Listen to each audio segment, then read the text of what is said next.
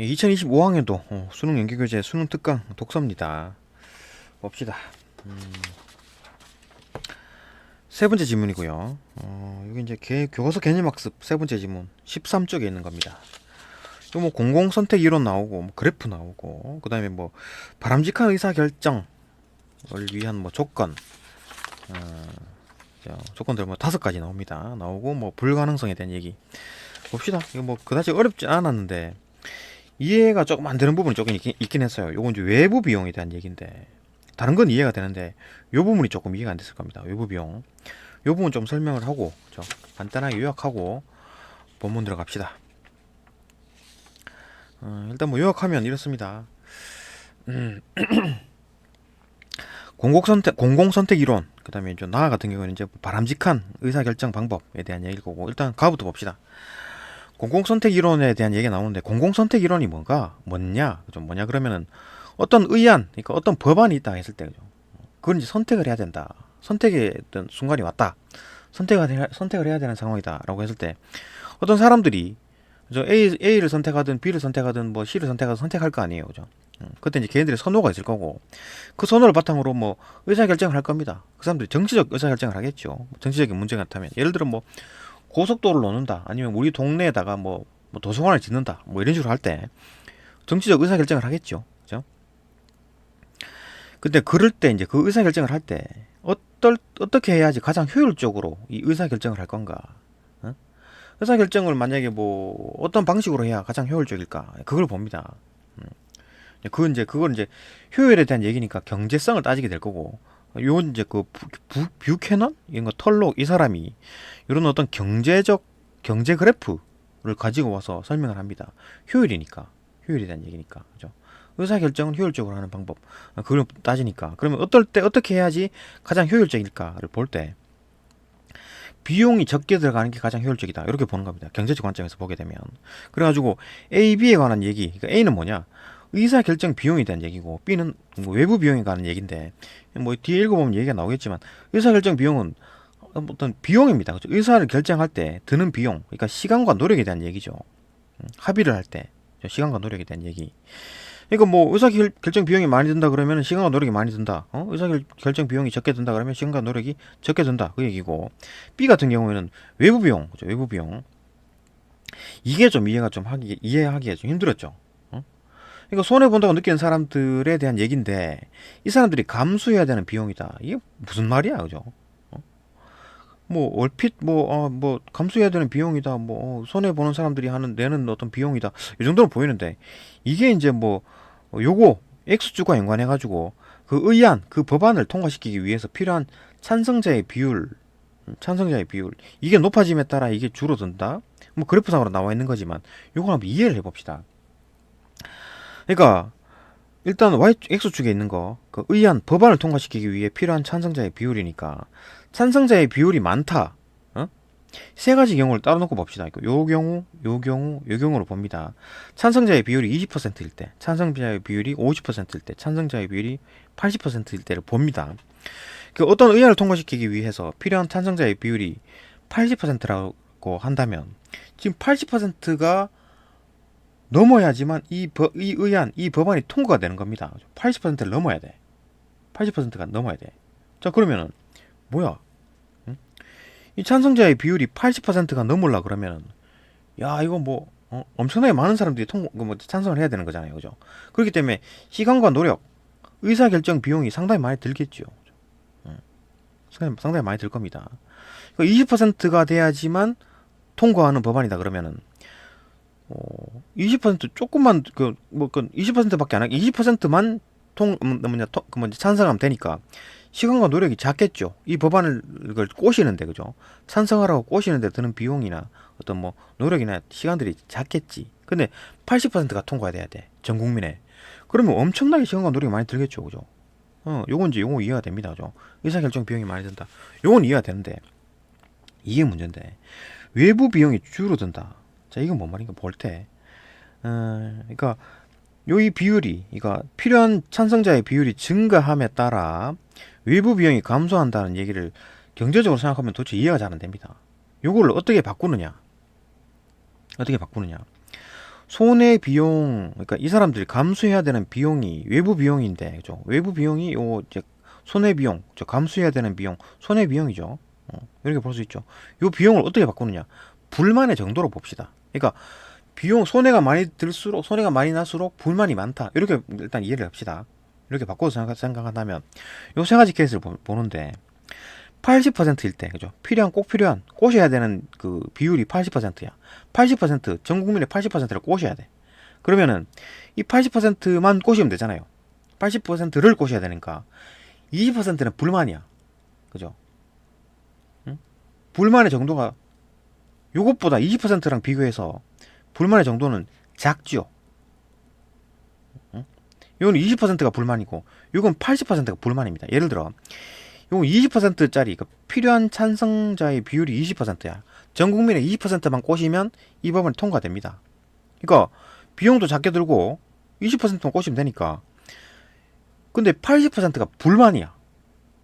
이 80%가 불만이 왜 불만입니까? 이 사람들이 손해 보니까. 그죠? 불만의 정도가 80%고 손해 비용이 80%입니다. 손해로 나가는 비용이, 그죠? 그렇게 되면 이해가 되죠. 외부 비용이라는 게 어떤 불만의 정도라고 보면 되고, 그러니까 20%만 통과되면 되니까, 20%만 찬성하면 되니까, 80%가 불만이라도 이게 통과가 됩니다. 이 법안은. 그죠? 그러니까 불만이 80%가 있는 거고, 이 불만은 80%니까 그때 그 어떤 손해 비용도 그만큼 많다라는 거고, 외부 비용이 그만큼 많다라는 겁니다. 요거 두 개를 비교하면 되죠. 요거 두 개를 비교하면 된다. 그러니까 우리가 여기 외부 비용이라는 게 이해가 안 되는 이유가 이겁니다.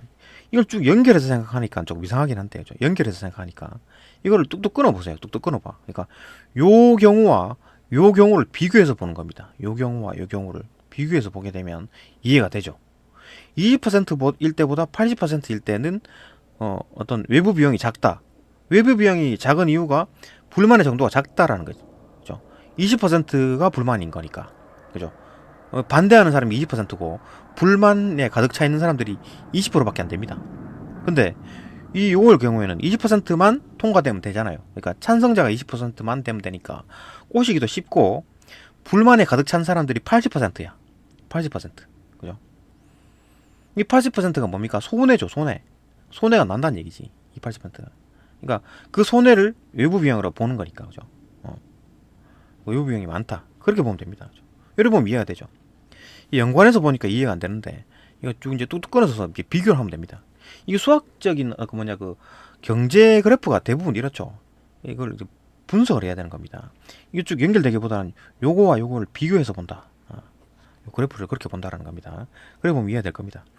또 본문에서 볼 거고, 그다음 나는 뭐 바람직한 의사결정 방법인데 이제 합리적이고 민주적이어야 된다. 뭐 그런 얘기가 나올 거고, 그다음에 이제 그거에 대해서 미국 경제학자 에로, 이 사람이 에로라는 게 이름입니다. 사람 이름이 에로인데 이 사람이 무슨 얘기를 했냐면 바람직한 의사결정 방법의 조건을 제시했습니다. 다섯 가지 제시했는데 첫 번째, 두 번째, 세 번째는 이따 본문에서 볼 겁니다. 다섯 가지 제시했는데 또 하나 요 다섯 가지 제시하고 또 하나의 조건은 뭔 얘기를 했었냐면 불가능성의 정리라 그래가지고 어떤 의사결정을 하려고, 그죠? 이제 합리적이고 민주적으로 결정을 하려고, 바람직한 의사 결정을 하려고 이 다섯 가지를 다 전부 고려해가지고 하려고 그랬더니 뭐 안 되더란 얘기지 잘. 응? 그러니까 요거 일단 다섯 개, 요 독재성, 비독재성을 빼고 요 네 개만 보게 되니까 요거만 딱 맞추니까 이 네 개를 반드시 딱 맞추는 방법은 독재밖에 없어. 독재해야지만 이게 딱 의사 결정이 되더란 얘기죠. 근데 다섯 번째 비독재성, 독재하면 안 된다는 얘기잖아요. 이거 모순이 생기는 거지. 그러니까 이 다섯 가지를 딱 모조리 다 충족하는 어떤 그 의사결정 방법은 없더란 얘기죠. 응? 없더란 얘기지. 잘 없더란 얘기입니다. 그럼 어떻게 해야 되느냐? 막 독재를 막 해야 되느냐? 그건 아니죠. 그죠? 그러니까 최대한 민주적이고 합리적으로 해야 되는데, 그러니까 선택이 되지 않은 어떤 대안들 이런 것도 좀 존중을 해야 하는 얘기지. 그러니까 막 찍어 누르고 막 하지마 막 이래갖고 막 때려 부시고 막 깜빵에 가두고 막 그렇게 해서 안 되고, 그죠? 이게 좀 이제 좀 이런 어떤 민주적인 절차도 어느 정도 감안을 하고 합리적인 방법도 그죠? 감정에 휩쓸리지 않고 합리적으로 하되 100%다 딱 맞는 이런 건 없어요, 그죠? 그러니까 만장일치만 되면 다 맞겠지. 근데 우리나라 5천만, 6천만 인구에서 만장일치가 되는 법안이 있을까요? 없지요, 그죠? 존재하지 않습니다. 그죠? 그러니까 만장일치만 되면 되는데 만장일치만 되면 이게 다 되겠죠. 근데 안 되니까, 안 되니까 실질적으로 안 되니까 어느 정도 해야 된다. 어느 정도 뭐 감안을 해서 어떤 부분은 줄이고 어떤 부분은 늘리고 해가지고 약간 뭐 독재라는 비판을 듣더라도 해야 된다. 그죠? 그런 얘기입니다. 뭐 독재하자는 얘기는 아닙니다. 그죠? 독재하자는 얘기는 아니고 그렇게 이제 뭐 어쩔 수가 없다라는 거. 본문을 한번 봅시다. 가 공공선택 이론에서 공공선택을 한다는 얘기죠. 공공의 어떤 선택 이론이 뭔지 봅시다. 공공재의 공급 결정과 같은 공공선택의 과정에서, 그러니까 공공재의 공급 결정이 이게 뭡니까? 그러니까 공공재, 뭐 고속도로라든지 아니면 도서관, 그죠? 공공도서관, 이런 걸 이제 공급 짓는다는 얘기죠. 하여튼 공공선택 과정, 그러니까 고속도로를 어떻게 질 건가, 아니면 도서관에 우리 동네에 질 건가, 아니면 옆 동네에 질 건가, 이런 거 결정을 해야 되겠지. 개인적 선호. 그러니까 내가 뭐 어떤 뭐 도서관 같은 경우에는 내가 가까우면 좋잖아요. 그죠? 개인마다 다르겠지. 어떤 동에 사느냐에 따라. 그런 거 어떤 사회 전체적인 어떤 선택으로 전환되는 과정이죠. 그러니까 뭐 나뿐만 아니라 다른 사람도 의견이 있을 거니까 그런 과정이 이제 정치적 의사결정. 그리고 결정하는 거를 정치적 의사결정이라고 하고 그 과정을, 그죠? 정치적 의사결정이라고 하는데 어떠한 경제적 의미를 갖는가를 분석한다. 그러니까 경제적 의미를 갖는가, 어떤 경제적 의미를 갖는가. 그러니까 공공선택 이론에서 이런 의사결정이 경제적 의미를, 어떤 의미를 갖느냐. 그러니까 경제적으로 이거 좀 효율적이네, 경제적으로 비효율적이네, 뭐 이런 얘기를, 그죠? 그런 의미를 본다는 얘기죠. 효율적이다, 비효율적이다. 그죠? 공공선택 과정에 있어서 어떤 의사결정 방법이 가장 효율적인가, 그죠? 이런 의무를 들지요. 그러니까 경제적 의미를 따지게 되면, 야, 경제적으로 이게 참 경제적이네, 요거는 비경제적이네, 이런 걸 따지려 그러면 효율을 봐야 된다는 얘기죠. 효율, 그죠? 효율을 봐야 된다. 그러니까 예를 들어 그런 거지. 이거 20%짜리만 통과되면 이제 법을 통과시키자. 이런 어떤 의사결정 방법이 있을 거고, 그죠? 50%만 되면 이제 통과시키자. 이런 의사결정 방법이 있을 거고, 아니다, 80% 이상 돼야지만 통과시키자. 이런 의사결정 방법이 있습니다. 그죠? 이거 어떻게 할 건가? 그 퍼센트, 찬성자의 비율을 어떻게 정할 것인가? 이런 걸 보는 거죠. 어떤 게 가장 효율적일까? 본다는 얘기입니다. 여기서 이제 의사결정 방법이라는 거는 뭐 찬성자의 비율을 어떻게 조정할 것인가로 이제 줄였습니다. 그죠? 줄였어요. 어떤 그 범위를, 그 논하는 범위를 줄였습니다. 이러한 질문에 대해서 이제 뷰캐넌과 털록이라는 사람이 의사결정 비용과 외부 비용이라는 개념을 활용했답니다. 이건 이제 이 사람들 경제학자인가? 그건 모르겠지만 어떤 비용에 대한 얘기를 했어요. 정치 사회적인 얘기인데 이건 뭐 비용, 경제의 개념을 끌어왔다는 얘기죠. 이런 그래프, 경제 그래프를 끌고 온 겁니다.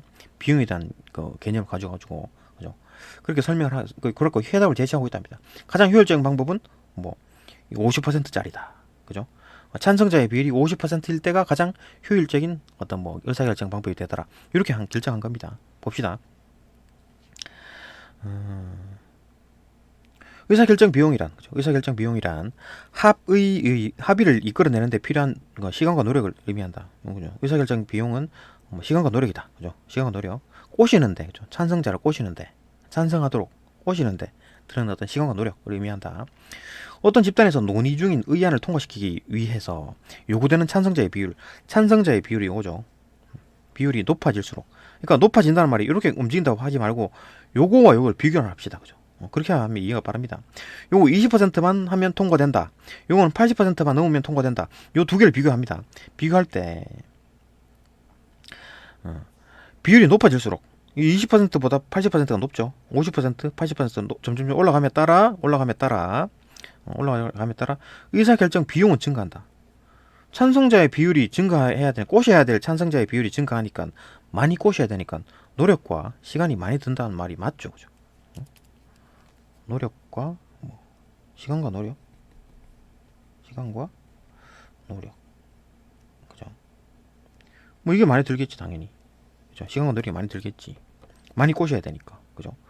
20%를 꼬실 건가, 50%를 꼬실 건가, 80%를 꼬시려 그러면 많이 들겠지, 그죠? 시간과 노력이.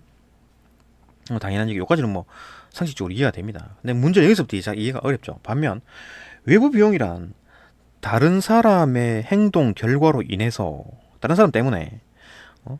개인이 감수해야 되는 비용이다. 그러니까 내가 손해 본다는 얘기. 딴 사람 때문에 어떤 의안이 통과되었을 때 이로 인해 자신이 손해 본다고 느끼는 사람에게 발생한다. 이거 법 통과되면 나 손해 볼 것 같은데 이렇게 생각하는 사람이죠.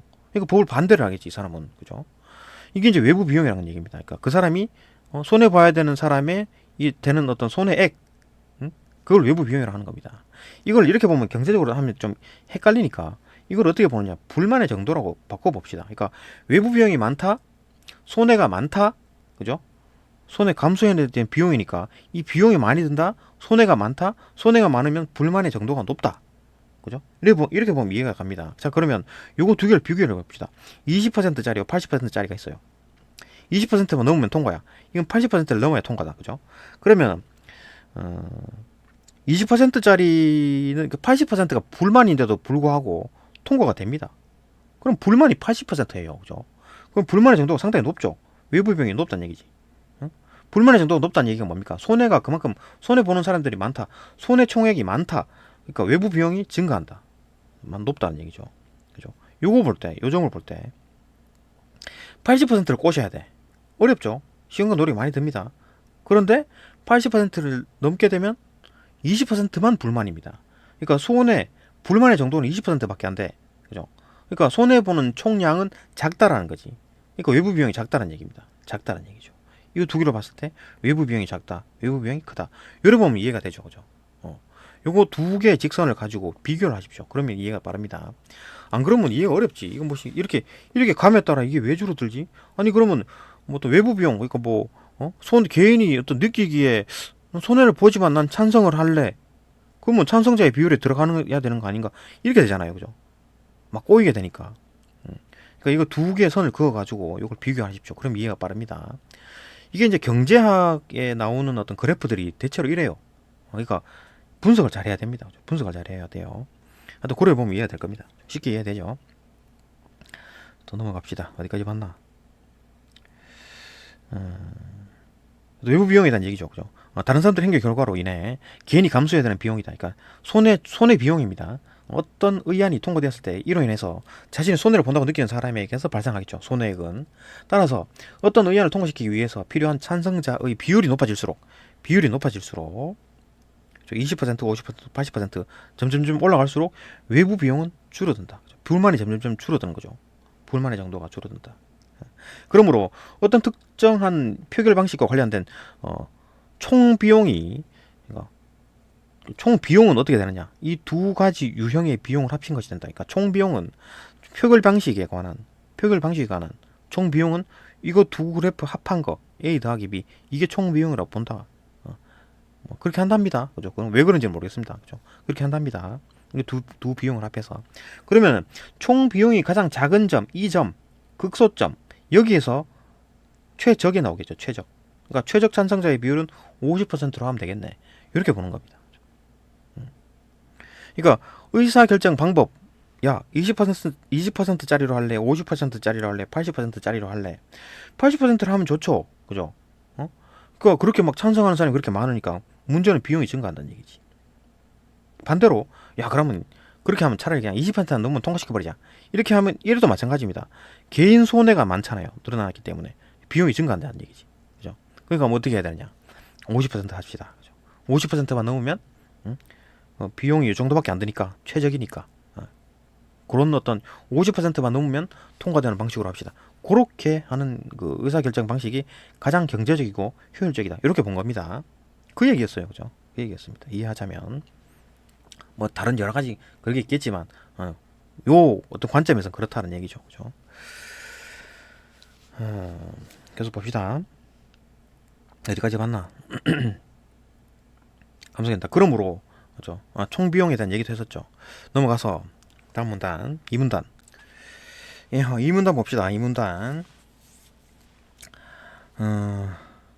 아래의 그림에서 세로축은 의사결정에 수반되는 비용을 나타내며, 세로축은 비용이죠. 비용을 나타내며 가로축은 의안을 통과시키기 위해서 필요한 찬성자의 비율을 의미한다.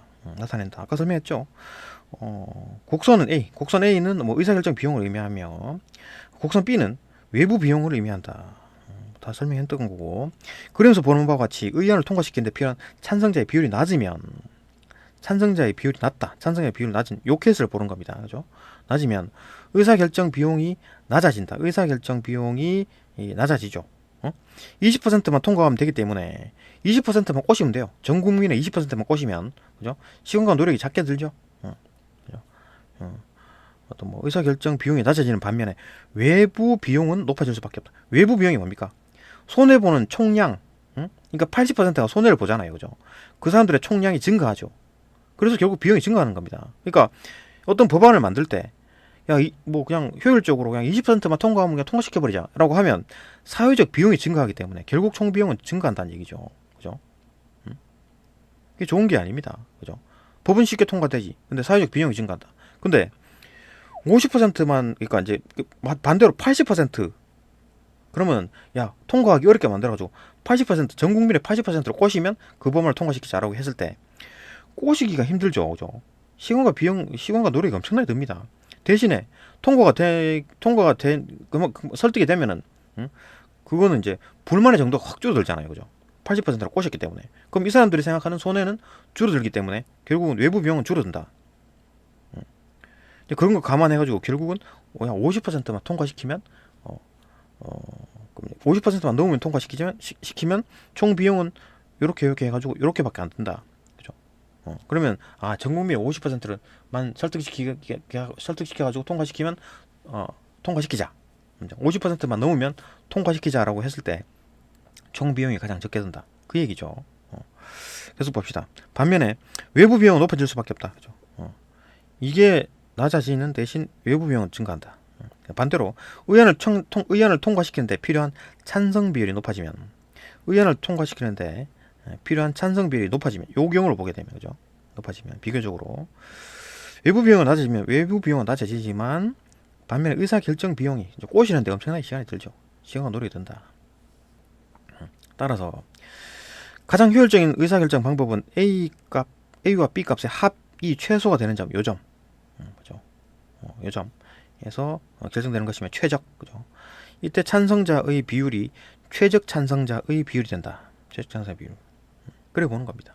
그러니까 20%만 넘으면 통과시킬까, 아니면 50% 넘으면 통과시킬까, 아니면 80%를 넘으면 통과시킬까, 이제 고민을 할 때 이렇게 쓴다는 겁니다. 그죠? 또 다음 문단.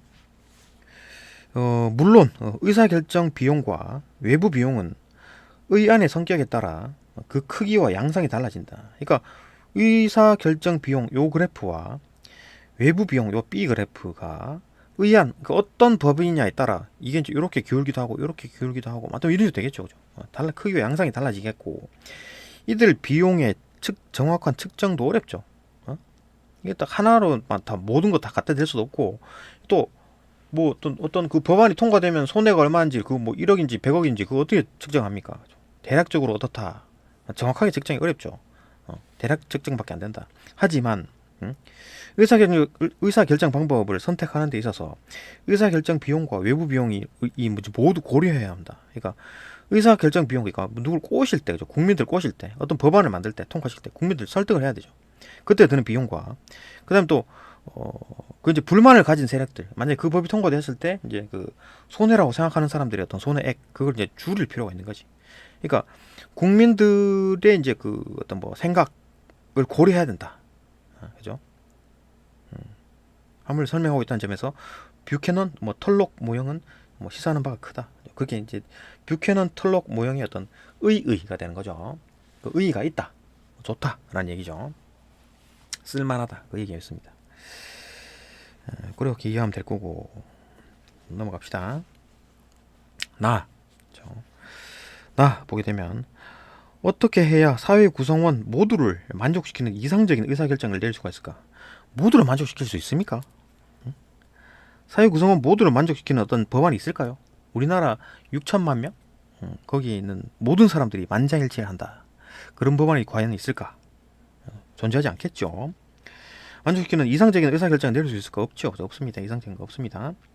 바람직한 의사결정 방법은 그 대신에 그러면 이상적인 게 없다 하더라도 바람직한 거, 그럼 이런 식으로 해라. 그죠? 방법은 합리적이지. 감정에 치우쳐가지고 막, 아이고, 막 해주자, 막, 그냥. 그냥 비합리적인데도 그냥 해주자. 이거 안 된다는 거죠. 그죠? 그냥 합리적이어야 되고, 민주적. 야, 그건 내 마음대로 할 거야. 그냥, 뭐, 내가 권력 쥐고 있으니까 내 마음대로 할게. 이거 아니죠. 그죠? 민주적이어야 된다. 그죠? 합리적이고 민주적이어야지만 이제 바람직한 의사가 되지 않을까. 이와 관련하여 경제학자 에로가 사람 이름입니다. 에로는 바람직한 의사,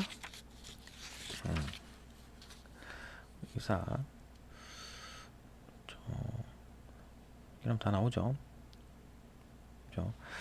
바람직한 의사결정 방법의 갖추어야 할 조건들. 그러니까 바람직한 의사결정을 해야 되는데, 그럼 하려면 어떻게 해야 되느냐? 뭐 합리적이고 민주적이어야 하는데, 그럼 구체적으로 어떻게 해?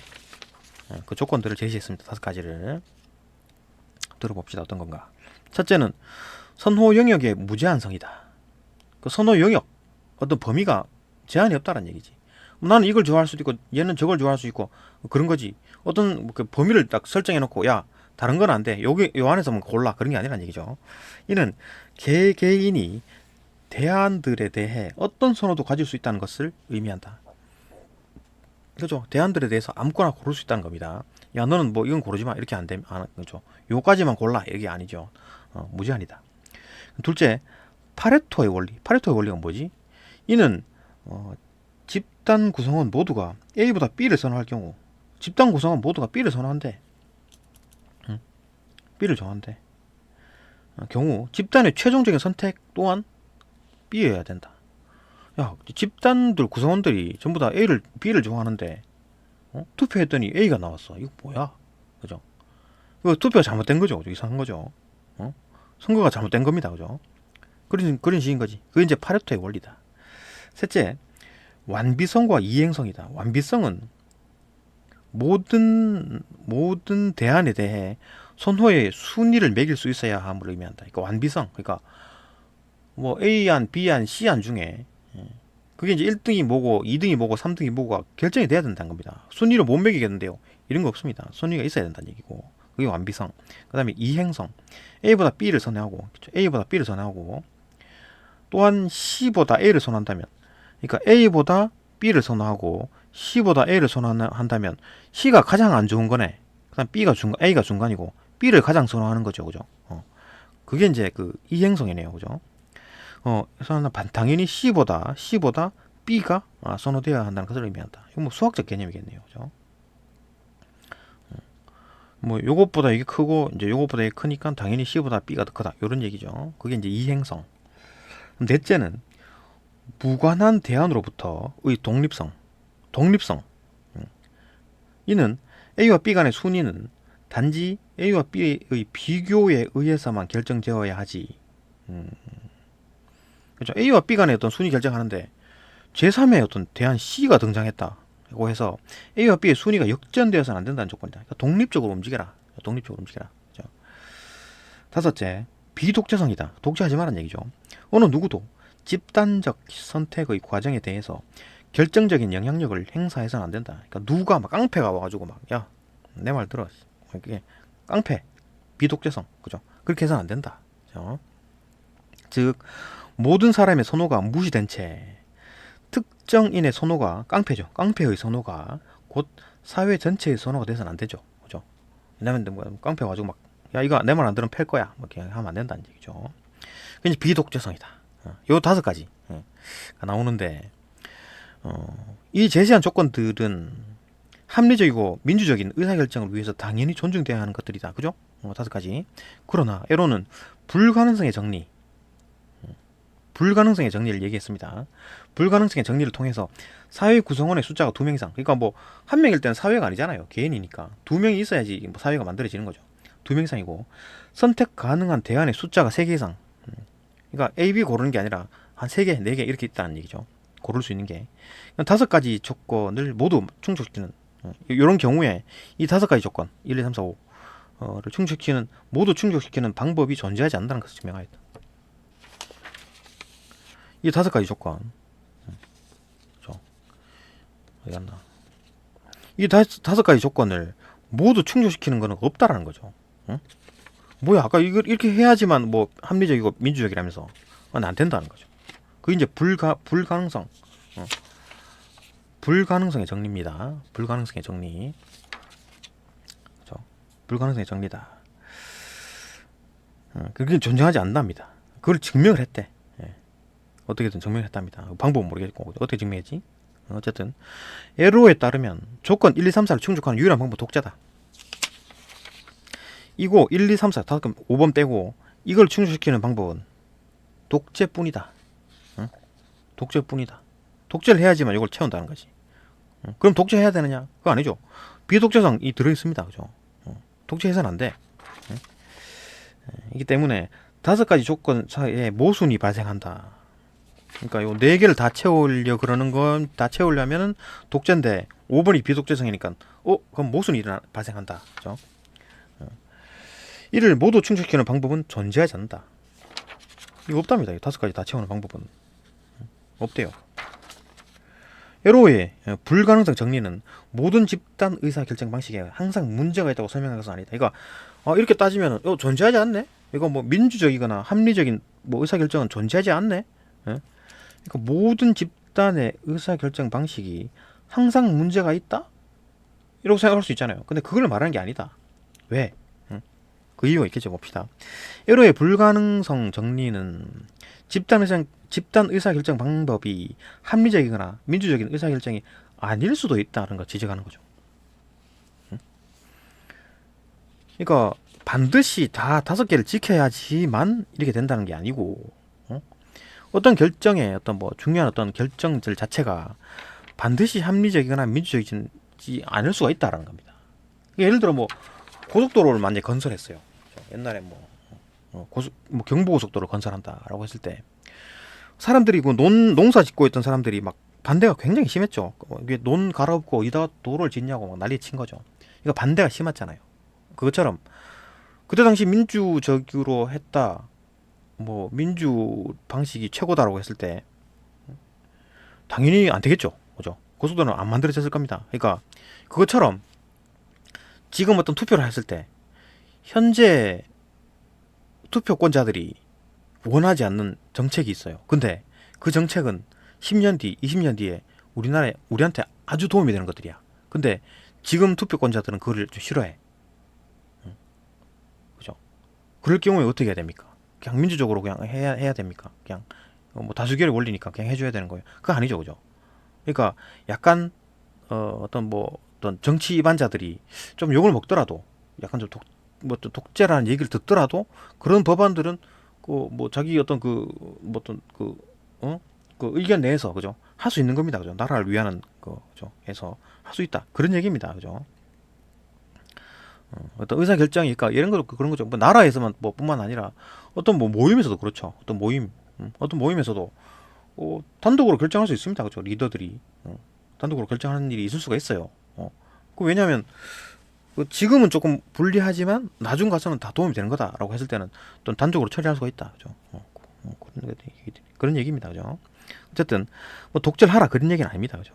어쨌든 어떤 의사결정 방식이 모든 것들이 다 그럴 수는 없다. 약간 좀 그럴 수가 있다. 그죠? 약간 좀 독재 스타일로 갈 수가 있다. 근데 뭐 다 그래서는 안 된다. 그런 얘기죠. 하여튼 그런 걸 지적을 했다. 그죠? 어떤 의사결정 과정을 통해 도출된 결과도 완전할 수는 없으므로, 그러니까 모든 어떤 의사결정을 통해서 만들어진 결과들이 모든 게 다 완벽하다라고 할 수 없다라는 겁니다. 그죠? 그러니까 어떤 결정을 했어. 그러면 그 결정은 무조건 다 맞아. 민주적이었기 때문에, 다수결이었기 때문에 무조건 다 맞아. 아닙니다. 그죠? 완전할 수가 없다. 그 얘기를 하는 겁니다. 선택되지 못한 다른 대안들도 존중해야 된다. 이 말인 거죠. 결국은 이 말입니다. 그 선택되지 못한 거, 그 소수의 의견이라든지 아니면 다수의 의견이 이었지만 무너뜨린 그 선택되지 않은 그런 의견들도 존중을 해줘야 된다. 이거 존중하지 않고 막 그냥 뭐 어디서 반대를 하냐 막 이래갖고 막 두드려 패고 막 잡아 가두고 막 그렇게 하면 이제 그게 진짜 독재인 거죠. 그죠? 그러면 안 된다. 그런 내용이었습니다. 봅시다. 뭐 문제 어렵지 않았죠. 이거 뭐 내용 일치였고. 그 다음 요거 조금 볼만한데 다수결의 원리에 대한 얘기를 좀 하던데 2번 요거를 한번 봅시다. 가단을 읽은 학생이 보기에 대해서 평가를 한다고 했을 때 AB에 들어갈 말 봅시다. 만장일치제는 의안을 통과하기 위해 의안의 통과를 위해 투표자 전원의 동의를 요구하는 표결 방식이다. 그러면 아까 뭐 그래프를 보게 되면 뭡니까? 찬성자의 비율 100%잖아요. 그죠? 이쪽에 가 있겠네. 선이. 20%, 20%, 50%, 80%, 100%네요. 이렇게 되면 어떻게 됩니까? 찬성자, 그 시간과 노력은 엄청나게 들겠죠. 그죠? 시간과 노력 A 그래프는 이만큼 꼭대기를 찌르겠네. 근데 외부 비용은 없겠지. 그죠? 손해보는 불만의 정도는 제로겠죠. 그죠? 그러면 이만큼 높겠네. 총 비용은 이만큼 든다는 얘기죠. 그죠? 만장일치제는. 그죠? 왜냐하면 시간과 비용이 그만큼 많이 들기 때문에. 그죠? 그러니까 외부 비용은 제로라 하더라도, 불만의 정도가 제로라 하더라도, 그죠? 만장일치는 불만의 정도가 제로잖아요. 그죠? 외부 비용이 제로겠지. 라 하더라도 총 비용은 이만큼 증가하게 된다. 시간과 노력이 그만큼 많이 든다는 얘기죠. 설득하는데. 그죠? 어쨌든 이런 어떤 의안에 대해서 반대하는 사람이 하나도 없다는 것은 그 의안이 모든 사람에게 만족스러운 결과를 가져다 준다는 것이므로 그 만장일치제의 투표 결과가 최적인 것은 당연한 일이다. 투표 결과는 최적이겠죠. 이러한 이유로 많은 표결 방식 중에 만장일치제 방식이 가장 바람직하다고 주장하는 사람이 있는데, 모든 사람이 불만이 없이 다 하는 거니까 하는데, 하지만 투표자가 많을수록 투표자 전원을 합의를 이끌어내는데 많은 시간과 노력이 투자될 수밖에 없다. 그죠? 이 그래프에서 보면 A 그래프가 그냥 하늘 찌르겠죠. 그죠? 의사결정 비용, 시간과 노력이 엄청나게 들겠지. 그죠? 들 수밖에. 이거 만장일치 달라 그러면 반대하는 사람 찾아가지고 짜장면 사주고 막 짬뽕 사주고 꼬셔야 되니까. 그죠? 시간과 노력이 엄청나게 들겠지. 그죠? 쓸 수밖에 없다. 또한 다른 사람이 있을 경우, 또한 다른 의견이 있을 경우 만장일치제로는 사회적 선호를 결정할 수가 없죠. 만약에 다른 의견, 나는 절대 안 할 거야 라고 하면 만장일치제를 하게 되면 결정을 못 내려져요. 그죠? 계속 보류가 되는 거지. 법이 안 만들어져. 그죠? 결정할 수가 없게 된다. 가령 A와 B라는 두 가지 음식 중 하나를 먹기로 결정할 때 A를 B보다 좋아하는 사람이 있고 A를 좋아하는 사람이 있고 B를 좋아하는 사람이 있을 수가 있죠. 둘 사이에 어떤 순위도 결정하지 못하는 거지. 순위도. 야, 짜장면 먹을래? 짬뽕 먹을래? 선호가 어떤 게 좋은지를 결정할 수 있습니까? 못하죠. 그죠? 학생 봅시다. 뷰캐넌과 톨록의 입장에서 만장일치제는 의안 통과에 요구되는 찬성표 비율, 그죠? 이거 뭐냐? 의안 통과에 필요한 찬성표의 비율, 그죠? 이거 X축을 말하는 거네요. 찬성표 비율이 가장 높죠. 만장일치제는 100%잖아. 20%, 50%, 80%, 100%네요. 그죠? 떨어지죠. 100% 찬성표 비율이 가장 높아. 여러 의사결정 방식 중에서 뭐가 최대다? 의사결정 비용. 의사결정 비용이 그냥 하늘 찌르겠죠. 최고겠지. 그죠? 노력과 시간이 엄청나게 들겠지. 그죠? 근데 대신 외부 비용은 제로입니다. 그죠? 불만이 없으니까. 이건 이제 의사결정 비용이 최대라는 점에서 효율성이 떨어지죠. 그러니까 총 비용 자체가 어떻게 됩니까? 총 비용 자체가 엄청나게 올라가겠죠. 그죠? 총 비용이 50%로 하면 딱 이 정도인데, 총 비용이 이만큼 증가하게 된다. 효율성이 떨어질 수밖에 없죠. 에로의 입장에서는 만장일치제는 여러 가지 대안에 대한 사회적 선호 순위를 결정할 수 없다. 그죠? 사회적 어떤 선호 순위를 결정할 수 없어요. 짜장면이 좋은지 짬뽕이 좋은지 결정을 못해. 할 수 없으므로 불가능성의 정리를 통해 제시한 조건 중에서 조건이 아까 5가지랬나? 5가지 중에서 땡땡을 충족하지 못하는 의사결정 방식이다. 자, 지금 순위를 순위를 결정하지 못하는 게 뭡니까? 순위에 대한 얘기는 요거였죠. 어디 갔나? 순위에 대한 얘기. 순위. 완비성, 그죠? 완비성이 이제 순위를 매길 수 있어야 된다 그랬잖아요, 그죠? 이거 완비성이 어긋나네. 완비성이 어긋납니다. 완비성을 충족하지 못한다. 이래 보는 겁니다. 이거 사회적으로 조금 많이 필요한 어떤 지문 같은데, 예, 어쨌든 이렇게 조금 읽어볼 만한 내용이라서 그죠? 지금 막 사회가 혼란하고 어쩌고저쩌고 할 때, 그죠? 이런 거 조금 읽어볼 만하다. 하여튼, 예, 여기까지 보고, 또, 다음 강으로 또 넘어갑니다.